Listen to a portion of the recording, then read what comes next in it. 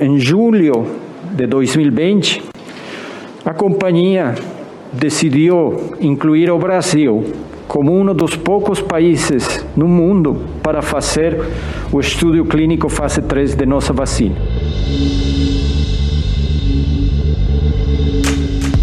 A notícia era promissora, como revelou na quinta-feira o gerente-geral da Pfizer na América Latina, Carlos Murillo, em seu depoimento à CPI da Covid no Senado. O maior mercado do laboratório americano Pfizer na América Latina receberia os testes clínicos da vacina, aguardada com expectativa em todo o mundo. Essa combinação se reverteu em uma escolha. O Brasil foi o 6º país em todo o planeta a receber uma oferta de compra das doses do imunizante. Só em agosto foram 3 ofertas, uma no dia 14, outra no dia 18 e mais uma no dia 26. A empresa sempre oferecia opções que variavam entre 30 e 70 milhões de doses. Acontece que essas propostas foram ignoradas pelo governo. Nossa oferta do 26 de agosto tinha uma, como era vinculante e estávamos neste processo com todos os governos, tinha uma validez de 15 dias. Passados esses 15 dias, o governo do Brasil não rejeitou, mas tampouco aceitou a oferta. Mas foram 3 propostas apenas em agosto. A Pfizer fez ainda outras 2 gestões junto ao governo de Jair Bolsonaro em novembro para vender 70 milhões de doses da sua vacina. Àquela altura, a fabricante já tinha enviado carta a Bolsonaro, que ficou 2 meses sem resposta. O mundo já sabia que tratava-se de um imunizante com eficácia de 95%, a mais alta do mercado, e no Brasil, a contagem de mortes pela Covid passava de 167 mil. Mesmo assim, o acordo não andava, e daí na quinta-feira na CPI, o presidente Omar Aziz fez as contas sobre quantas doses de vacina poderiam ter sido aplicadas até março se não houvesse essa sucessão de negativas. Então nós teríamos aí uma diferença de 4 milhões e meio de doses se tivéssemos feito o contrato. Só isso, é só essa a questão, é matemática. Entre a primeira proposta em agosto e o anúncio do primeiro contrato com a Pfizer em março, de 100 milhões de doses, passaram-se 216 dias. Essa história foi contada pelo Globo em um material super especial que está no nosso site, com a cronologia e os bastidores desses meses de omissão nas tratativas com a fabricante, que agora deve fornecer ao Brasil 200 milhões de doses.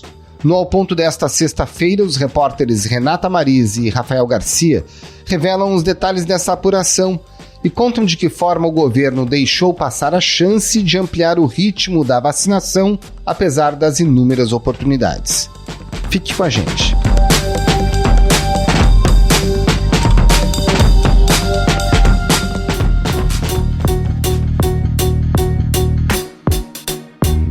Renata Marise e Rafael Garcia. Começando por você, Renata, a primeira oferta da Pfizer de vacinas para o Brasil aconteceu no dia 15 de agosto do ano passado. A Pfizer acabou fazendo 3 ofertas no total naquele mês de agosto. Quais eram os termos naquela época e o que aconteceu em agosto do ano passado? Isso não teve prosseguimento? Essas tentativas de acordo não foram para frente. A Pfizer faz 3 ofertas ao Brasil, segundo o próprio presidente da empresa detalhou hoje, com diferentes quantitativos. Uma das ofertas fala em 70 milhões de doses, uma dessas ofertas feitas ainda em agosto do ano passado. A cada nova oferta que se fez, antecipava-se um pouco mais a entrega dos lotes. Havia oferta em que as primeiras doses já chegariam ao Brasil em dezembro de 2020, o que anteciparia muito o nosso cronograma, desde que houvesse, obviamente, a autorização de uso por parte da Anvisa, mas essas ofertas não vão para frente, elas ficam frustradas aí ao longo de quase todo esse segundo semestre do ano. Só para a gente detalhar aqui os números, Renata, o gerente-geral da Pfizer, o Carlos Murillo, para a América Latina na CPI, detalhou a oferta feita no dia 26 de agosto, dizendo que seria 1,5 milhão de doses já em dezembro de 2020, 3 milhões no primeiro trimestre de 2021, e aí o resto das doses até completar 70 milhões ao longo do ano de 2021. Quer dizer, se a gente tivesse assinado esse acordo lá em agosto, já poderíamos ter recebido pelo menos 4 milhões e meio de doses da Pfizer até agora, até o primeiro trimestre, né? Exatamente. Se o Brasil tivesse se antecipado, como muitos países fizeram, mesmo sem o registro da Anvisa, mesmo com as vacinas em fase final de desenvolvimento, e como o Brasil fez também no caso da AstraZeneca, né, que não havia ainda registro e as pesquisas estavam ainda em desenvolvimento. Se o Brasil tivesse adotado essa receita que outros países adotaram, somente do fornecedor Pfizer, nós teríamos aí 4,5 milhões a mais de doses até março. Esse dia 8 de dezembro que vai entrar para a história por causa dessas imagens. Velhinhos e velhinhas britânicas e também profissionais da saúde, da linha de frente, gente que batalhou tanto nesses últimos meses, tomando a primeira vacina clinicamente aprovada contra a Covid. Bom, Rafael, e uma maneira boa da gente conseguir quantificar o que essa demora significa é comparar o Brasil com outros países, né? Nessa época que a Renata menciona, em agosto do ano passado, o Brasil foi o 6º país do mundo a ser procurado pela Pfizer para negociação de vacina. E quando o nosso contrato foi finalmente assinado, em março desse ano, o primeiro contrato, nós já estávamos em qual posição em relação às ordens de compra da Pfizer no mundo? Maltic, ao longo do tempo em que o Brasil estava negociando ou atrasando a negociação para obter essas vacinas, o país perdeu 40 posições nessa fila de produção da Pfizer da vacina de Covid. Quando o país foi contatado, o país foi o 6º a ser contatado ainda lá atrás, em agosto. Isso não era, assim, um favor que a Pfizer estava fazendo ao Brasil ou algum privilégio que a gente estivesse tendo. O Brasil foi o 6º país a ser contatado porque nós participamos do teste clínico com alguns voluntários em São Paulo e na Bahia. Isso é praxe na indústria farmacêutica, você contatar antes do restante do mercado aqueles que foram seus parceiros no ensaio clínico. E o Brasil, além disso, tem um dos maiores programas de imunização do mundo. Então, era interesse de mercado da Pfizer vender vacina aqui. Essa oportunidade foi dada ao país, mas por causa da demora na negociação e de o governo aceitar os termos de contrato que outros países já estavam aceitando, 1, 2, 3, 4, 5, 40 países passaram na frente do Brasil e nós acabamos sendo os 46º a assinar um contrato com a Pfizer. Lembrando, então, que quem chegou na nossa frente na disputa por essa vacina foram apenas os Estados Unidos e a Alemanha, que são os países onde estão as sedes das empresas que desenvolveram a vacina, e além desses, o Reino Unido, o Japão e o Canadá. E aí, Renata, na CPI da pandemia, o gerente da Pfizer também disse que só foi ter contato com algum ministro brasileiro em novembro, que foi o ministro Pazuello. Tive 2 interações com o ministro Pazuello. A primeira, no mês de novembro, ele fez uma ligação a meu celular, colocando-se à disposição para nós continuar a conversação. Nesse momento, nós tínhamos enviado a nova oferta dos 70 milhões. Antes, só reuniões com o pessoal de segundo escalão e técnicos. Quem é que formava essa equipe de negociação do lado brasileiro e que experiência essas pessoas tinham? Bom, as negociações se concentraram no Ministério da Saúde, como era de se esperar, e quem centralizava essas negociações era o secretário executivo do Ministério da Saúde, o coronel Elcio Franco, que é o número 2 ali do Pazuello. Então, as pessoas que participavam dessas reuniões, as equipes do jurídico, do Ministério, o que se percebia? Se percebia uma falta de capacitação, de qualificação mesmo, de experiência na área. O currículo do ex-secretário Elcio Franco é um currículo voltado para operações militares, para questões militares. Ele não tem uma atuação, não teve ao longo da trajetória profissional, uma atuação em negociação internacional ou mesmo em administração pública, em que pese o Ministério ter uma equipe experiente nisso, as negociações de fato ficavam centralizadas no Élcio Franco com o apoio de alguns outros secretários, especialmente o de Ciência e Tecnologia, Hélio Angotti, que também não tem experiência em administração pública. Então, essa falta de experiência, essa falta de intimidade com os temas era uma questão notada pelos interlocutores, pelas pessoas que de alguma forma participavam ou discutiam ou tinham alguma parcela ali de contribuição ou eram consultadas sobre essas reuniões, e por outro lado se via um pouco interesse também, porque havia nessa equipe do Ministério da Saúde uma crença que se mostrou equivocada de que o portfólio de vacinas que o Brasil tinha, que era a AstraZeneca basicamente, e meses depois o Brasil se rende à Coronavac, que elas seriam suficientes para suprir a vacinação, para dar conta da vacinação da população brasileira. Então havia também, na visão dessas pessoas que acompanhavam nos bastidores, essa, digamos, falta de interesse, é assim que eles descrevem.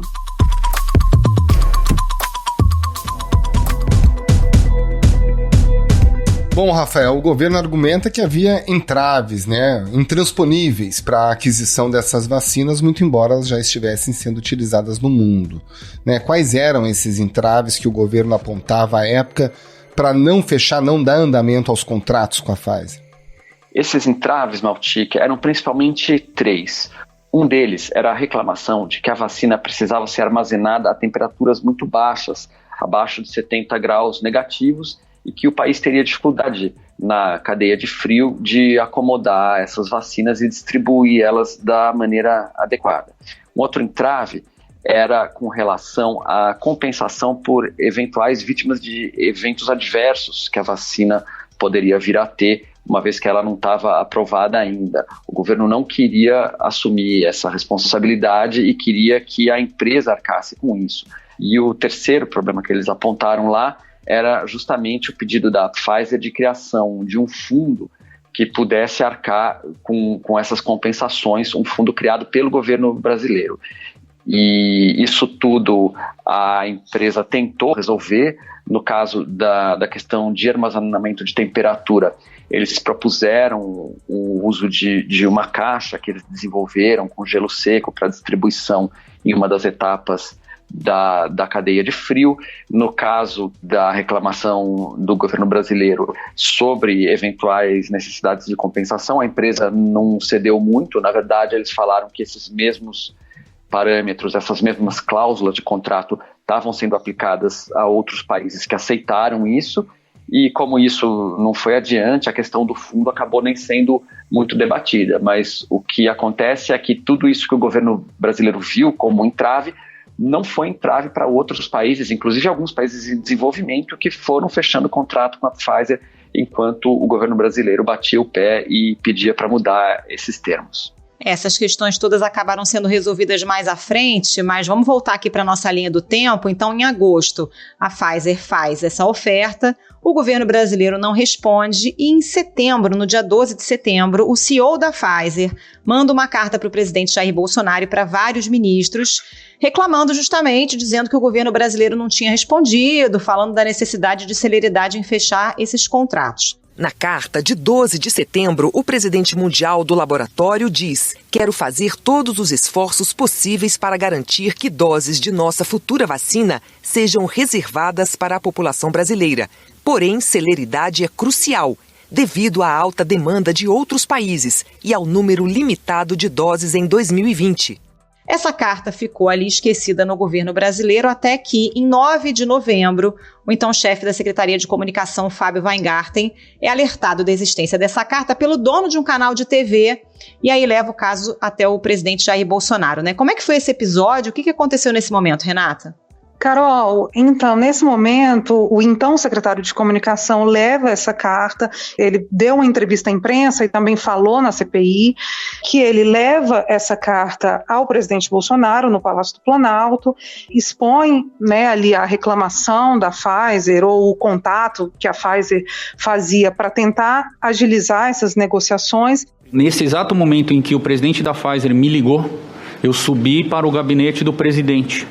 Eu peguei autorização com ajudante de ordens. Peguei ajudante de ordens, pedi autorização e por volta, depois do almoço, das 14h30, eu falei: presidente, estou com o presidente da Pfizer na linha. Ele despachava com o ministro Paulo Guedes nesse momento. Ministro Paulo Guedes fala, abre aspas, é esse o caminho, o caminho são as vacinas, fecha aspas. Ministro Paulo Guedes conversa rapidamente com o presidente da Pfizer e o presidente escreve num papel: Anvisa, uma vez aprovado pela Anvisa, nós vamos comprar todas as vacinas. Mas não há um efeito prático, essa carta fica engavetada, digamos assim, não há um efeito prático em relação a isso.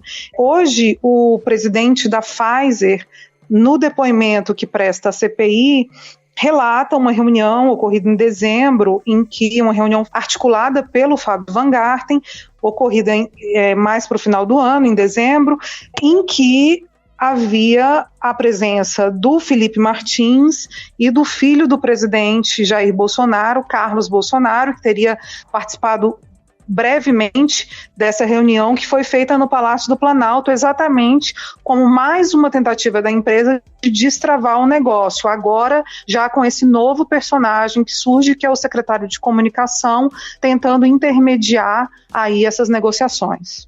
A gente está aqui no mês de novembro, na nossa linha do tempo, então no dia 9 de novembro o Weingarten leva esse caso, a carta da Pfizer para o presidente Jair Bolsonaro, a coisa não anda. Em 18 de novembro, a Pfizer anuncia o resultado de teste clínico, o presidente Jair Bolsonaro continua com esse discurso negacionista. O que estava acontecendo no bastidor do governo nessa época, Renata? Tinha uma batalha entre a ala do Weingarten, que queria comprar vacina, e a ala do ministro Pazuello, quer dizer, o Weingarten chamando o Pazuello de incompetente, e o Pazuello insinuando que o Weingarten poderia estar até recebendo propina, dinheiro da Pfizer, para tentar emplacar essa vacina no governo?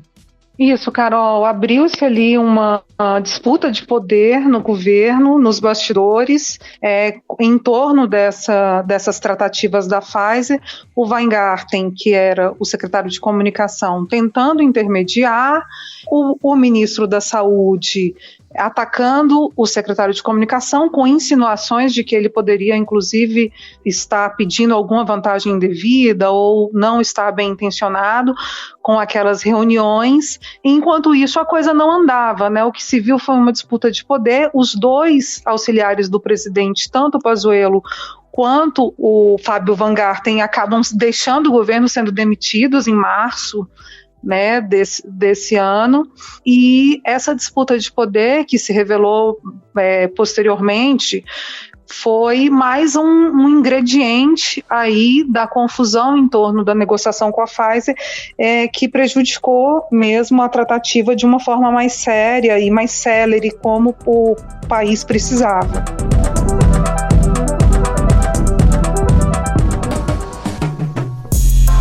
Então, em dezembro, a própria agência americana FDA já tinha, inclusive, autorizado o uso da Pfizer nos Estados Unidos. E nessa mesma época, o presidente dizia que podia virar jacaré ou outra coisa quem tomasse essa vacina. Se você virar um jacaré, é problema de você, pô.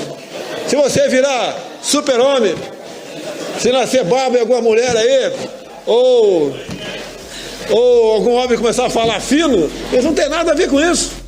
Havia algum tipo de justificativa científica para que o presidente adotasse esse tipo de postura a essa altura dos fatos em dezembro? Não havia, Maltic, não havia, porque mesmo se você levar em conta no período em que a vacina não tinha sido aprovada ainda, já em novembro a vacina tinha liberado os resultados do teste clínico e publicado um artigo científico descrevendo isso. Então, já se sabia que ela tinha um nível de segurança e eficácia razoável, e inclusive o grau de desconfiança que existia em torno dela podia ser descrito como menor do que o das outras vacinas para as quais o Brasil já tinha contratos andando.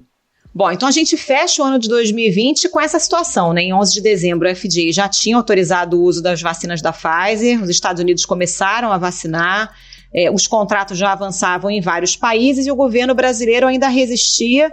Tanto é que já em 2021, no dia 23 de janeiro, o governo volta a atacar a Pfizer, soltando uma nota dizendo que as cláusulas eram leoninas. Em que momento a chave vira dentro do governo e o Ministério da Saúde entende que precisa negociar com a Pfizer? Foi depois do colapso em Manaus, Renata? Carol, as coisas começam a caminhar, andar mais rapidamente a partir de entre janeiro e fevereiro. A condução do governo é tão errática nesse caso que vale a pena a gente lembrar que no dia 7 de dezembro, o Ministério da Saúde divulgou uma nota tarde da noite já, depois de uma reunião com executivos da Pfizer nas dependências do Ministério da Saúde, dizendo que vai assinar o memorando de intenções de compra. Veja bem, isso é 7 de dezembro. Nos bastidores, a gente apurou que, na verdade, isso foi uma resposta do Ministério da Saúde ao governador João Dória. Naquele mesmo dia, horas antes, o governador João Dória havia anunciado a sua intenção, anunciado o seu plano de vacinação no estado de São Paulo, com a Coronavac. Informação importante para o dia de hoje. São Paulo lança o Plano Estadual de Imunização contra a Covid-19. Então, nesse mesmo dia, 7 de dezembro, o Ministério da Saúde anuncia que vai assinar um memorando de intenção de compra com a Pfizer. 2 dias depois, há essa assinatura, o Pazuello chega a falar na televisão que se a Pfizer conseguir a autorização da Anvisa e conseguir fazer alguma entrega em dezembro, o Brasil já poderia começar a vacinar, inclusive em dezembro. Se a Pfizer conseguir autorização emergencial e a Pfizer nos adiantar alguma entrega. Isso pode acontecer em janeiro, final de dezembro, em janeiro. Declarações assim muito descoladas da realidade. E em janeiro, o próprio Pazuello e o presidente da República começam a atacar a Pfizer publicamente, dizendo que a empresa tinha aquelas cláusulas leoninas, insinuando que a empresa queria tirar vantagens do Brasil, atacar a soberania brasileira, entre outras coisas. Então a gente tem um vai e vem, a gente tem uma condução tão errática que você tem essa mudança de postura dentro do mesmo mês. Final de dezembro, o presidente fala do jacaré, insinua que quem tomar vacina pode virar jacaré, enfim, mudar a voz, etc. Em janeiro, os ataques continuam. Há esse ataque que você menciona numa nota oficial do Ministério da Saúde, dizendo que a Pfizer faz um marketing, que o Brasil não vai se beneficiar porque as doses são muito poucas, as doses prometidas, entre outras afirmações.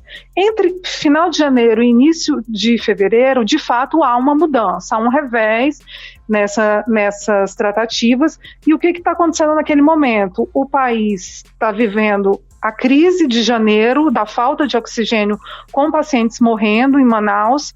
Eu tinha uma bala de oxigênio de 10 metros cúbicos, carreguei nas costas, entrei no hospital desesperado, todos os médicos e enfermeiros, sem ter condições de fazer absolutamente nada. A única solidariedade era o olhar de choro de todos eles, de desespero. Todos os pacientes praticamente morrendo. E você começa a ter também, ao mesmo tempo, além da pressão da opinião pública, vendo, a população vendo os outros países vacinando, outros países já com esse processo muito mais adiantado, além da crise do oxigênio, vem também uma pressão por parte do Congresso Nacional. O Congresso Nacional, os presidentes da Câmara e do Senado, procurados por empresários e acionados nas suas bases eleitorais, onde eles passaram ali o recesso, iniciam o ano legislativo com essa agenda da vacinação muito forte e propondo criação de comitês, fazendo reuniões no Planalto. Então você tem uma junção de fatores que começam a explicar a mudança de humor do presidente, que começa a cogitar a vacinação e diminuir ali os ataques desferidos à empresa.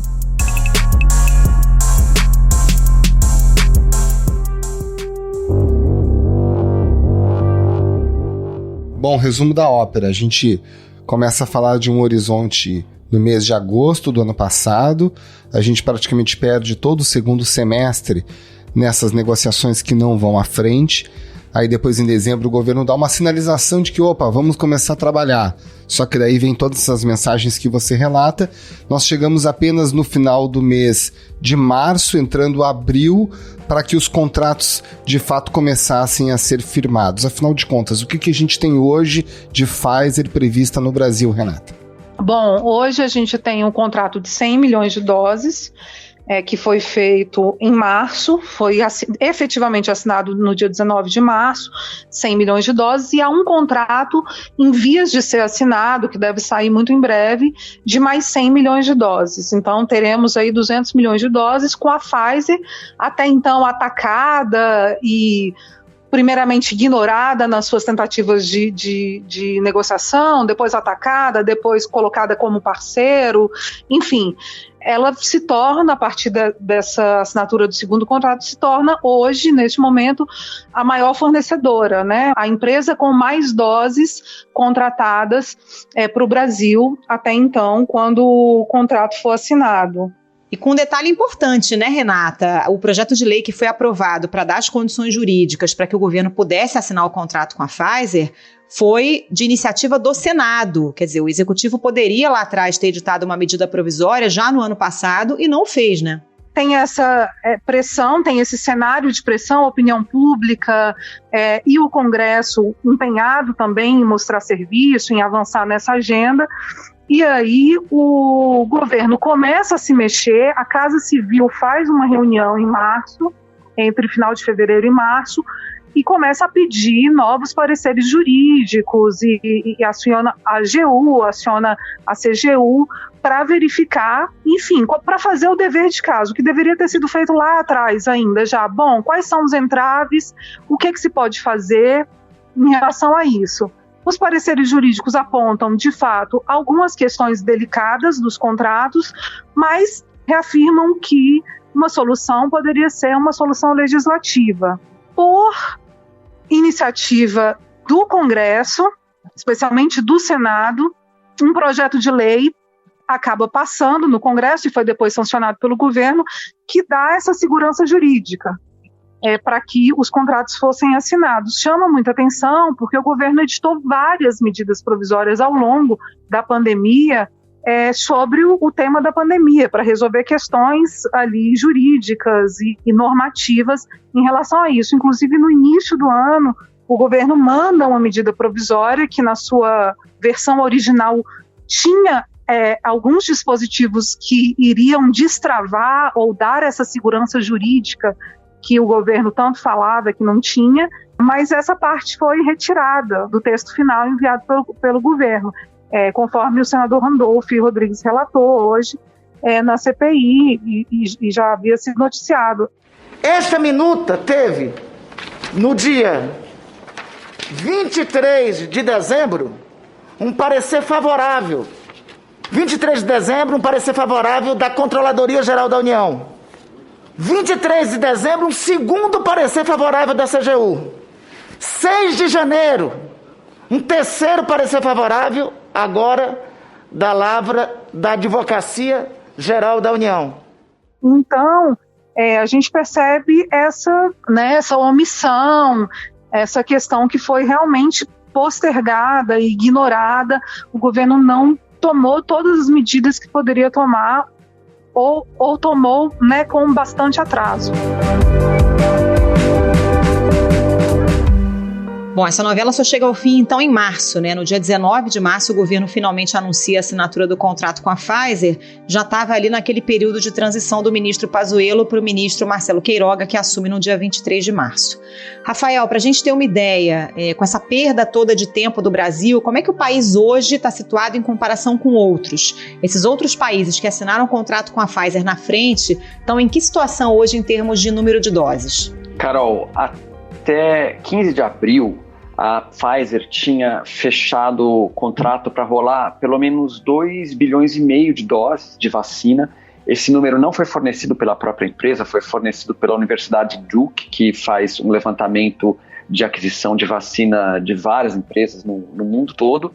E nessa data, no meio de abril, eles tinham já listado a empresa tendo fechado 68 contratos com 45 países diferentes, mais a União Europeia, mais a União Africana e o consórcio COVAX, que é gerido pela OMS e foi criado para distribuir vacina aos países que não têm poder de fogo para comprar. Para se ter uma ideia, até a China e o Reino Unido, que são os países que desenvolveram e fornecem as vacinas que o Brasil já estava comprando, tinham comprado eles próprios também, fechado contratos com a Pfizer. Então, a vacina, num ponto em que o governo ainda estava resistindo à necessidade de comprar, já era um sucesso de mercado e um sucesso de avaliação nos estudos científicos muito grande, e a Pfizer estava fazendo já muito dinheiro com isso. No relatório trimestral para acionistas que eles divulgaram agora, eles relatam que faturaram mais de 3 bilhões e meio de dólares com essas vacinas. Elas foram 1/4 da receita da empresa e colocaram a empresa numa posição muito confortável para negociar qualquer contrato no futuro. Então, aquela coisa lá atrás que o presidente Bolsonaro estava falando que o Brasil não tinha que ficar se submetendo a condições impostas pela empresa, que era a Pfizer que tinha que correr atrás do Brasil para buscar vender vacina, essa situação se inverteu completamente agora nesse momento em que está o mundo inteiro indo atrás da Pfizer para conseguir comprar algumas doses de vacina e colocar isso na agenda de produção deles, que já está apertada, e o Brasil conseguiu se encaixar nisso só agora, infelizmente, depois de ser ultrapassado por 40 países e outras entidades compradoras ao longo desses 200 dias, mais de 200 dias em que o governo demorou para fechar essa negociação. Rafael Garcia e Renata Mariz, muito obrigado pela participação de vocês aqui no Ao Ponto. Um bom trabalho. Obrigada, Renata. Rafael, até a próxima. Obrigado, Maltica. Obrigado, Carol. Até a próxima. Obrigada, gente. Tchau, tchau.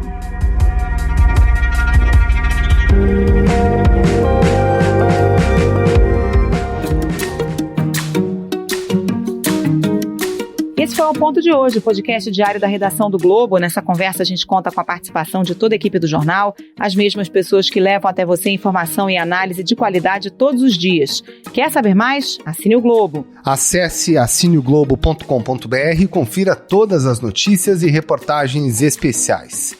A produção foi do João Pedro Fragoso e a edição é do João Guilherme Lacerda. Tchau. Até mais.